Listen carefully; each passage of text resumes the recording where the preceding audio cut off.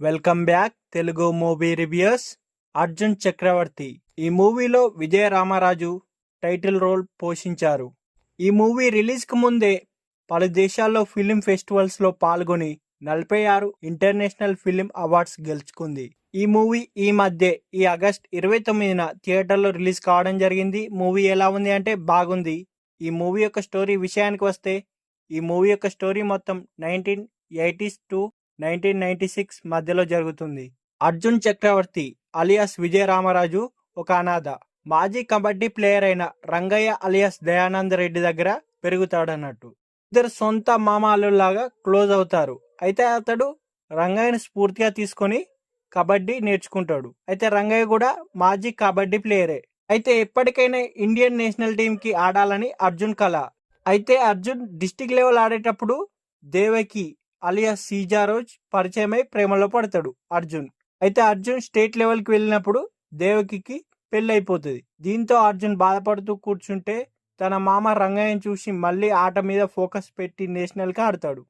అయితే Arjun national team తరపున ఆడి గెలిచి వచ్చాక కబడ్డీ కోచింగ్ పెడదాం అనుకుంటాడు. కానీ అర్జున్ పేదవాడు కావడం వల్ల గవర్నమెంట్ నుంచి రావాల్సిన డబ్బులు, భూములు అధికారులు నొక్కేసి ఇవ్వకపోవడం వల్ల ఇదిలా ఉండంగానే రంగయ్య చనిపోవడంతో అర్జున్ తావుడుకు బానిసై ఒంటరిగా ఉండిపోతాడు. అలాంటి సమయంలోనే అతని కోచ్ అయిన కులకర్ణి అలియాస్ అజయ్ ఘోష్ గారు అర్జున్ని వెతుక్కుంటూ వచ్చి మళ్ళీ ఆడమని అడుగుతాడు. అయితే మరి అర్జున్ మళ్ళీ కబడ్డీ ఆడతాడా?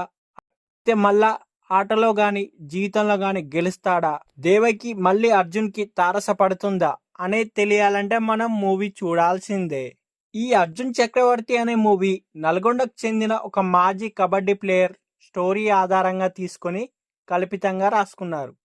ఫస్ట్ హాఫ్ లో రివర్స్ స్క్రీన్ ప్లేతో అర్జున్ కథ, అర్జున్ జిల్లా రాష్ట్ర స్థాయి పోటీల్లో గెలవడం, ప్రేమ కథతో సాగుతుంది. ఇంటర్వెల్ కి హీరోయిన్ కి వేరే పెళ్లి అయిపోవడంతో నెక్స్ట్ ఏం జరుగుతుందని ఆసక్తి కలుగుతుంది. ఇక సెకండ్ హాఫ్ అంతా చాలా వరకు విషాద గాథలాగానే నడిపించారు.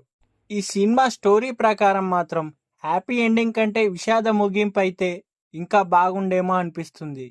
ముఖ్యంగా ఈ మూవీలో టైటిల్ రోల్ పోషించిన విజయ రామరాజు ప్రాణం పెట్టి చేశాడని చెప్పవచ్చు.